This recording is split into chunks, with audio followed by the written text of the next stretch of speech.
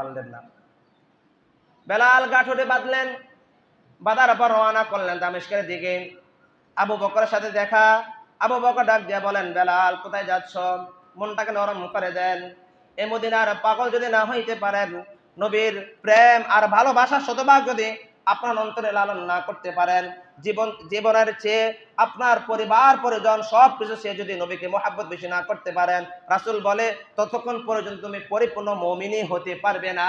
সেজন্য আসেন, আমাদের অন্তরে, আমাদের জীবনের চেয়ে, আমার সন্তানের চেয়ে, আমার পরিবারের চেয়ে, আমার সম্পদের চেয়ে, আমার সব কিছুর চেয়ে আমার অন্তরে সবচেয়ে বেশি ভালোবাসার জায়গা হবে কার জন্য বলেন?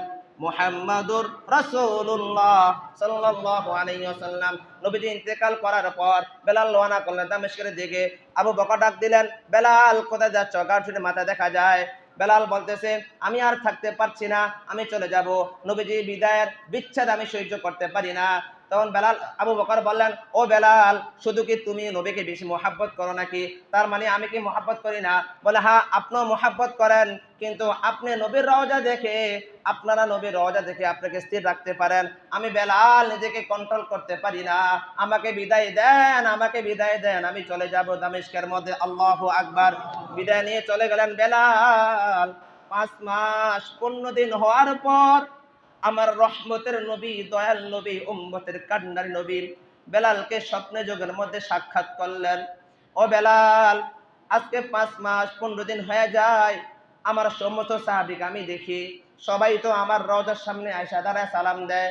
বেলাল তুমি কোথায়? তুমি আসো না কেন? এত নিষ্ঠ হয়ে গেলে কিভাবে? বেলাল, তোমার আজানের ধ্বনি আজকে আমি 5 মাস শুনতে পাই না। ও বেলাল, তোমার আজানের ধ্বনি আমি শুনতে চাই। স্বপ্নের মধ্যে দেখার পর বেলাল পাগলের মধ্যে চলে আসলেন। বেলালের ধারণা ছিল, যেহেতু আমার রাসূল আযান দেওয়ার জন্য আমাকে বলেছে, যে মসজিদের মুয়াজ্জিন আমি বেলাল ছিলাম, আমি আযান দেওয়ার পর আমি মুয়াজ্জিন উপস্থিতিতে ইমামতের জন্য আমার রাসূল হুজরাখানার দিকে চলে আসতেন। আমার দৃঢ় বিশ্বাস, আজকে 5 মাস বিচ্ছেদ সহ্য করতে না পেরে কান্না করতে করতে আমার চোখের পানি শুকিয়ে গিয়েছে। কান্না করতে করতে, খানা না খেতে খেতে আমার শরীরে মাংস শুকিয়ে গিয়েছে, আমার চোখগুলো ভিতরে প্রবেশ করে ফেলেছে। আমাদের বিশ্বাস, না জানি আমার রাসূল যেহেতু আযান দেওয়ার জন্য বলেছে, আমাদের বিশ্বাস ফজর নামাজের ইমামতি করার জন্য আবার রাসূল রওজা থেকে চলে আসবেন। আল্লাহু আকবার। বকবার আসানে যখন তাহাজ্জুদের সময় আসলেন, আপনারা জানেন মসজিদে নববীর মধ্যে 6টা আযান দেওয়া হয়, 5 ওয়াক্ত নামাজে 5টা আযান, আর তাহাজ্জুদের সময় একটা আযান। তাহাজ্জুদের সময় যখন আমার বেলাল নবীজির রওজার সামনে দাঁড়ায়া, নবীজির রওজার সামনে বসে বসে কান্না করতেছে, অজরে কান্না করতেছে। কান্নার আওয়াজ বেড়ে গেলে নতুন মুয়াজ্জিন এসে দেখতেছে বেলালকে দেখা যায়, উনি নিজে কন্ট্রোল করতে না পেরে, তৎকালীন সময় মাইক ছিল না, যে সাহাবীর বাড়ির ছাদের উপরে উঠে আযান দিতেন, ওই ছাদের মধ্যে উঠে এলান করে দিলেন, বেলাল চলে আসছে আমাদের মসজিদের মধ্যে, বেলাল চলে আসছে, তোমরা সবাই ছুটে চলে আসো। আল্লাহু আকবার। ওনার ধ্বনিটা মদিনার অলিতে গলিতে ছড়িয়ে পড়লেন।